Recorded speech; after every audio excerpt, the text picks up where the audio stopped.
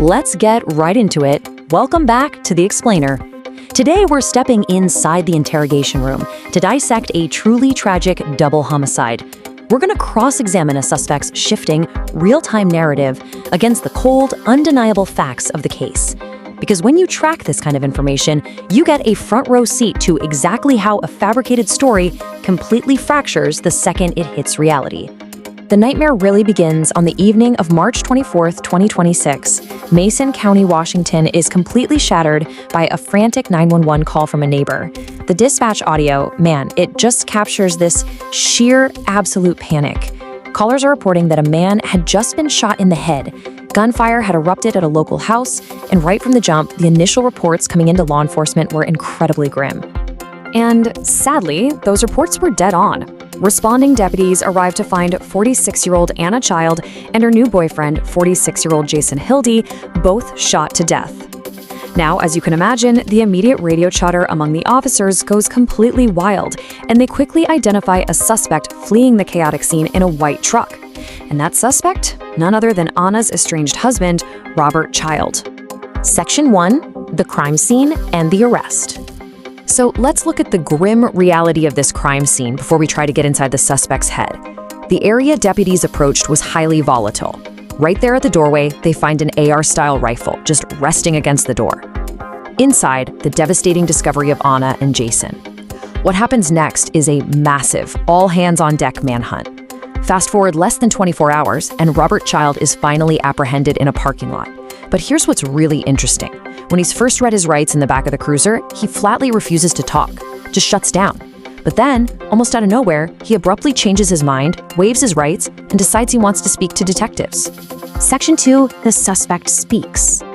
Okay, so now we are inside the interrogation room, and we get this incredibly unfiltered, frankly disturbing look into Robert's immediate priorities. I mean, the guy is sitting in a police station to discuss the brutal murder of two people, one of them his wife of 21 years. And what does he do? His very first priority is complaining to the detectives about his own physical ailments. Seriously, he's talking about his torn shoulders, his recent meniscus surgery, how uncomfortable he is in the chair. It's this striking, bizarre opening that immediately shows us his hyper-focus is entirely on himself. And that self-centered focus, it only ramps up from there.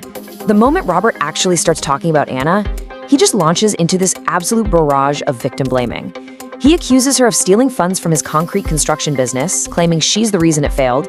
He throws out allegations that she was secretly addicted to prescription pills and alcohol.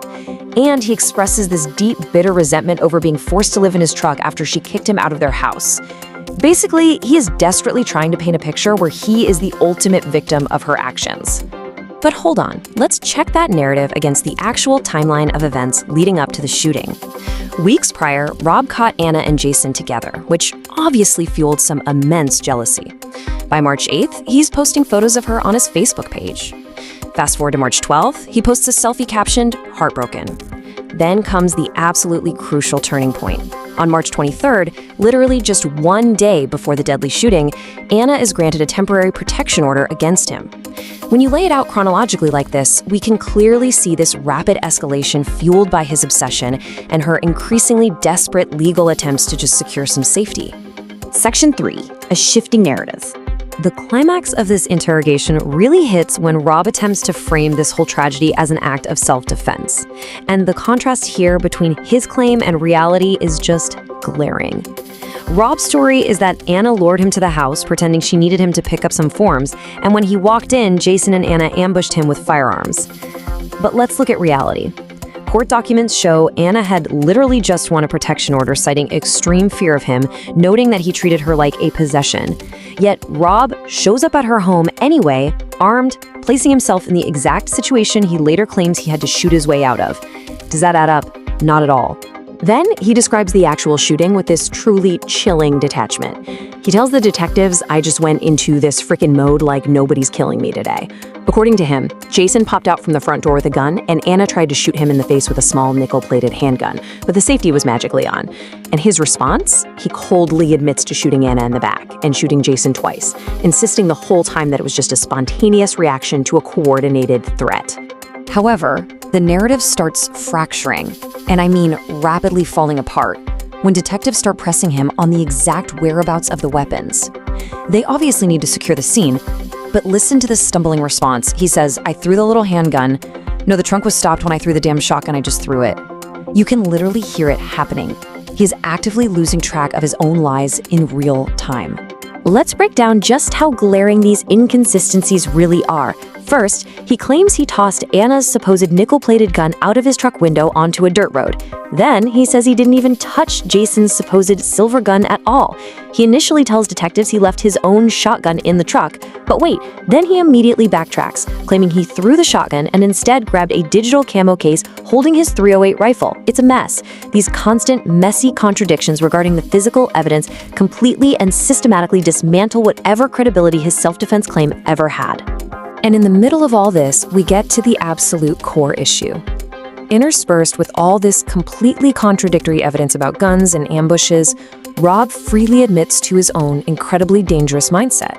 He actually tells the detectives, "I never grew emotionally since the 8th grade because of her." Think about that. He is straight up describing a suffocating adolescent-level obsession that he's masquerading as love. It's an obsession that simply, fundamentally, could not handle being rejected. Section 4. The tragic aftermath. As the interrogation winds down, the devastating reality of this crime takes center stage. Robert Child was subsequently charged with burglary and 2 counts of murder, and you can clearly see the severity of the crime and the massive flight risk he posed reflected in his bond. It was set at a staggering $5 million as he awaited trial.